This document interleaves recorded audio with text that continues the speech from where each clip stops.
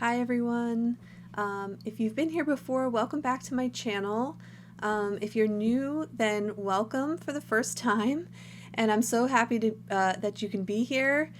I just wanted to give a quick update on what's been going on with me and what you can expect for the channel going forward in the future. I know I have not posted in a while. It's not because I didn't want to post.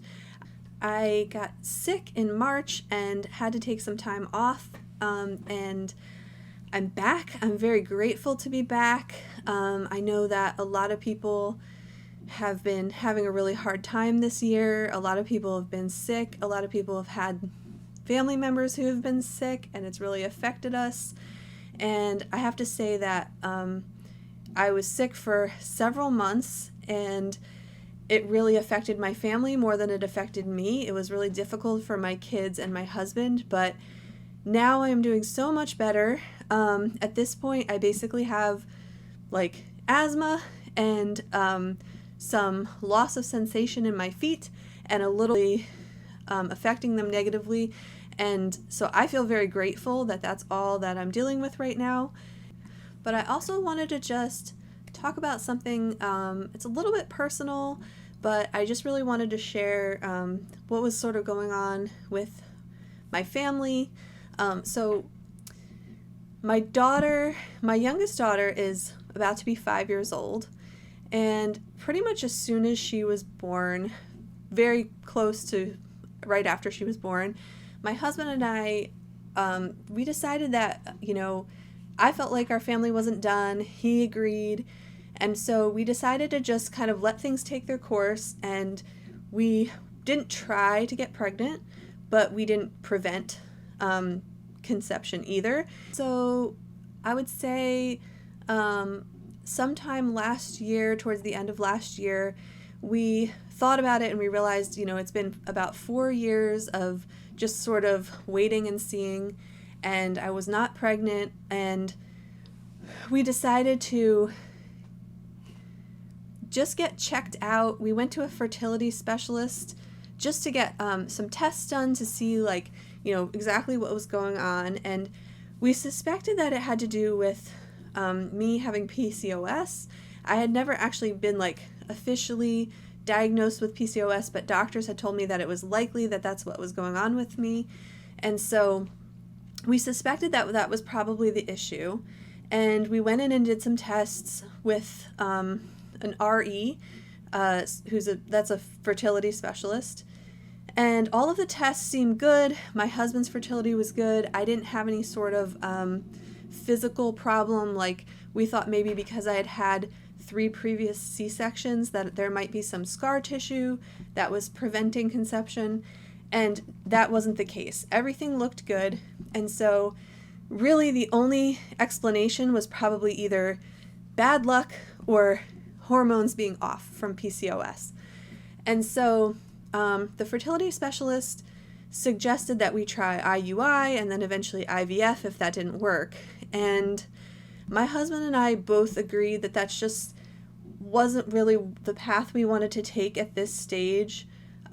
We didn't really want to go down that road. We had tried Clomid a few times without any success this time, and if you don't know, Clomid is just a pill that you can take that helps you ovulate if you have problems ovulating, which a lot of people with PCOS have problems ovulating. And so we had tried that and it didn't work, and we really didn't want to do any further interventions. And so I decided to just focus on my health for a while and my diet and adding in more exercise. And that was a decision I made around January or February of 2020.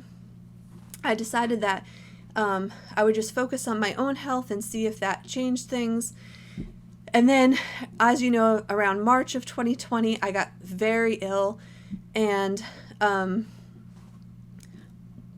at that point, I was honestly grateful that I wasn't pregnant, because it was so difficult being ill, and it was so uncertain because we had just started quarantining and the pandemic was just kind of revving up, And I knew I had friends who were giving birth, and one of my friends gave birth in a hospital and had to wear a mask while she was in labor. And I had heard stories about people who were giving birth and their spouses weren't allowed to be with them. And so it was just a very scary time. And I'm sure, a lot of people who gave birth during this time can tell you that it just, it was just very uncertain and just very frightening. And so I felt like maybe this timing, just wasn't right. And so maybe that, was the story. So I was sick for several months, basically in bed, just trying to take different medications to get my breathing under control. And I started to feel better sometime in July. And long story short, I got pregnant in June, and we're expecting baby number 4 in March of 2021. So we are beyond excited. I am so happy that this worked out the way it did. I can't even tell you how just happy we are. We found out the gender. The baby is going to be a boy. And my kids are very excited. My son is so excited that he's going to have a little brother. So yeah, we are just thrilled. And I can't tell you just how happy we are that this all worked out.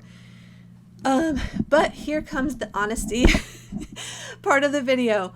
I am extremely overwhelmed by the thought of getting ready for this baby with my 3 other kids and their needs right now.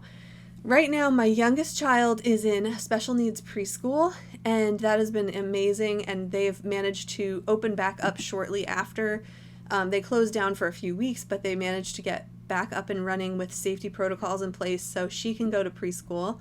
My 2 older kids are homeschooled, and they are 8 and almost 11.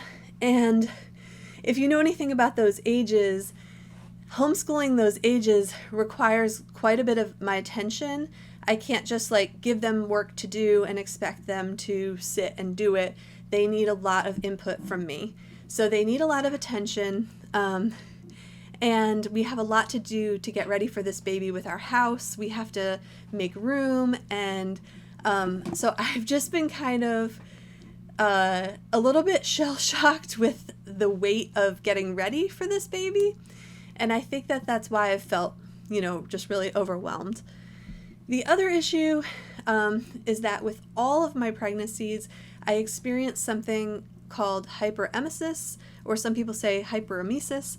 And basically what that is, if you don't know, it's just morning sickness on crack. It's, severe nausea, vomiting, just constant nausea. It's like sort of more, it's like having, I say it's like having food poisoning, but it doesn't end. So fortunately, I had this with my first pregnancy and got very ill and had to go to the hospital and be on an IV for fluids and have medicine. But because I knew what was going on after that, for my subsequent pregnancies, I was able to get on medication very quickly and really prevent some of those severe issues from happening. So with my girls, I didn't have to be hospitalized, and I made it through. I did lose quite a bit of weight in the beginning of the pregnancies, which is okay because I have some weight to lose. So I was able to just sort of lose some weight, and then I was able to just sort of stay the same weight for the rest of the pregnancy, and I didn't become underweight. So it really was okay. With this pregnancy, I'm experiencing the same thing. I'm on some very good medication. The medication helps a lot. I am throwing up still. I throw up probably once a day, which is so much better than it would be if I was not on the medication. The only major side effect of this medication is that I'm extremely tired. It's basically a sleeping pill, and it's sort of like I'm taking sleeping pills multiple times a day and then trying to function as a mom in the meantime. So I'm still homeschooling my kids, and I'm still trying to keep on top of my house, but I've had to let a lot of things go in order to function and just stay alive with this pregnancy. The other good news is that in my previous pregnancies, I have usually started to feel better around 5 months. And right now I'm at 17 weeks, which means that I just have a few more weeks to go and I should hit that magical time in the middle of my pregnancies when I stop throwing up and I start feeling better. And I cannot wait for that. So going forward, I really want to show you some holiday videos. I decked out my living room and kitchen for Halloween. I'm so excited. I love the way it looks. I want to do a house tour for you, and I want to show you some of the things we're doing for Halloween because we're not trick-or-treating in my town. And I also want to show you, going forward, I have some ideas for some Christmas gifts that I'm going to make. So hopefully that will interest you. And of course, I'm going to be cleaning my house. And it'll be very satisfying because there's a lot to clean. While I was under the weather, my children, were children and they wreaked havoc all over the house. And so I have plenty of messes to deal with, and I have plenty of things I need to get organized and ready for this baby. I am going to be doing some house projects and finishing up some tiny little, issues with the house and getting everything squared away so that I don't have to worry about it after the baby is born. So I hope that you will join me, and if you are not subscribed and you're interested in seeing me get my life back together after being super sick, then please subscribe. I'm going to do a lot of cleaning and organizing, some KonMari purging, and then eventually I'm hopefully going to be decorating a nursery. So stick around for that, and thank you so much for watching. Bye now.